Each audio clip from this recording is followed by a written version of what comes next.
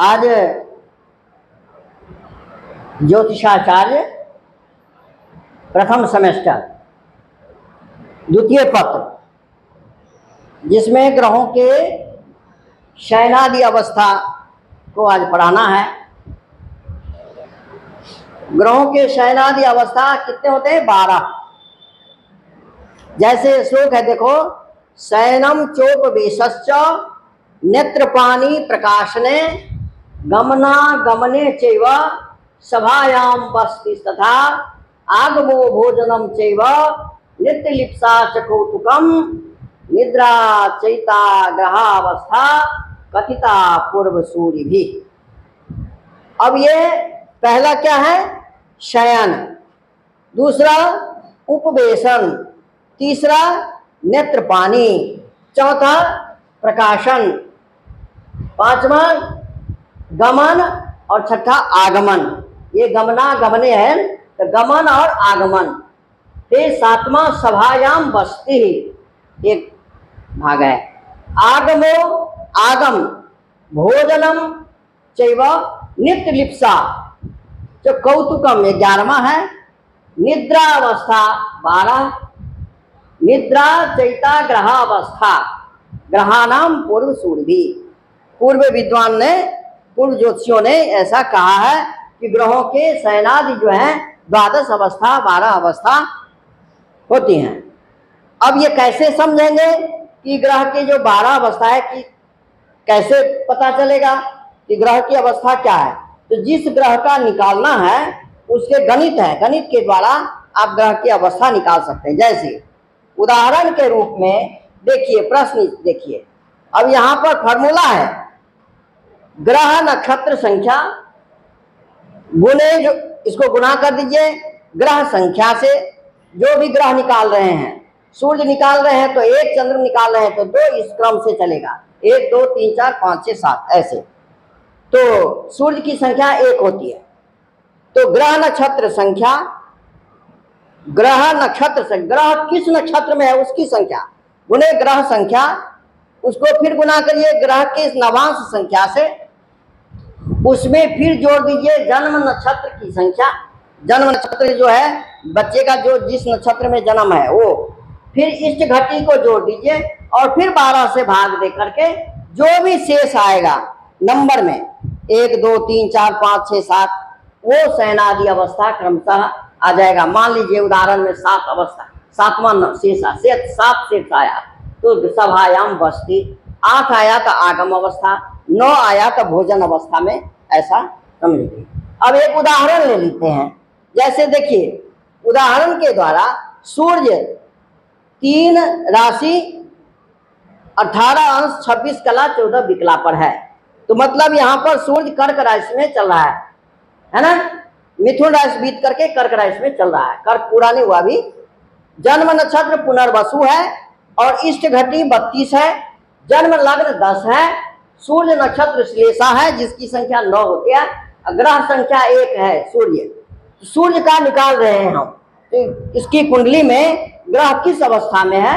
तो ग्रह संख्या 1 है और ग्रह के नवांश संख्या जो अभी आपको बताए थे नवांश चक्र देख करके, तो उसकी संख्या जो है 6ठा है। तो नवांश, क्योंकि नवांश चक्र आपको आता ही है, उसमें देख करके उसको समझ करके नवांश संख्या। अब देखिए इसमें गुना कर देखिए ग्रह नक्षत्र संख्या। तो ग्रह नक्षत्र संख्या क्या है?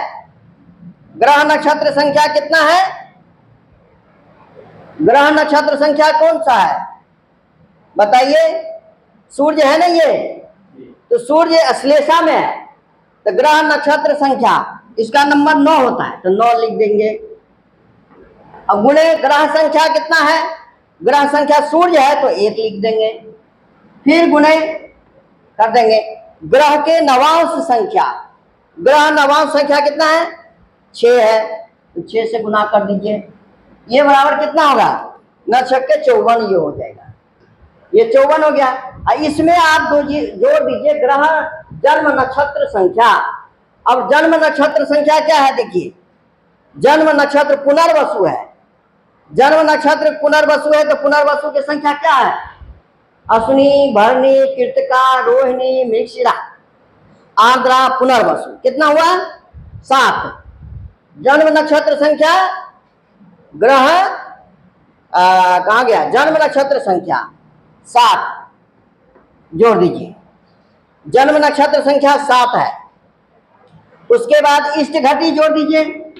इष्ट घटी कितना है, देखिए इष्ट घटी ये है 32, इष्ट घटी 32। और फिर लग्न संख्या प्लस लग्न संख्या कितना है, ये जन्म लग्न संख्या मकर है 10 है, इसको जोड़ दीजिए। कितना हुआ, कितना हुआ, 103 हुआ। 2 7 2 9 9 4 13, ये हो गया 103। 103 को फिर 12 से भाग देंगे। अब इसको 12 से भाग दे दीजिए, तो 12 से भाग देंगे तो 103 में 12 से भाग दीजिए। 12 से 24 12 60 बच्चों 48 12 5 7 12 6 72 12 37 84 12 से 96 हो गया। कितना शेष रहा, 7 7 6 13, 7 शेष रहा।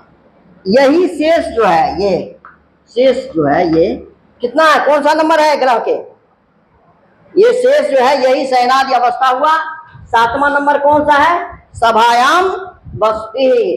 तो ये हो गया सभायाम, सभायाम बस्ती,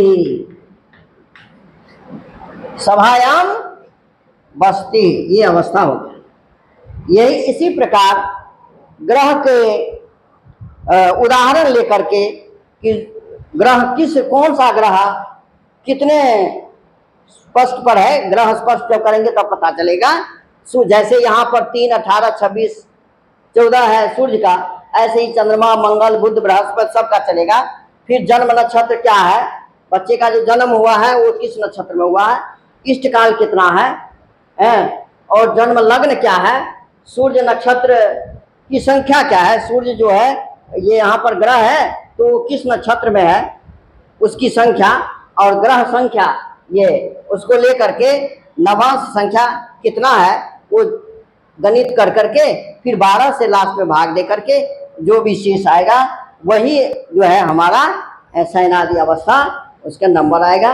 ये बहुत इंपॉर्टेंट है, आगे पूछ सकता है, उदाहरण दे करके आपको बताना है। और ये भी पूछ सकता है ग्रह की संख्या 7 है तो किस अवस्था में हुई, यदि 10 है तो किस अवस्था में हुई, 8 है तो किस अवस्था में, ये आपको याद रखना है। 2-2 नंबर वाला क्वेश्चन इसमें आ सकता है, और ये फुल क्वेश्चन भी पूरा 10 नंबर का या 5 नंबर का 4 नंबर का जो आता है उसमें आपको पूछ सकता है। इसको अभ्यास करके आगे जो फिर पाठ है उसको हम करेंगे।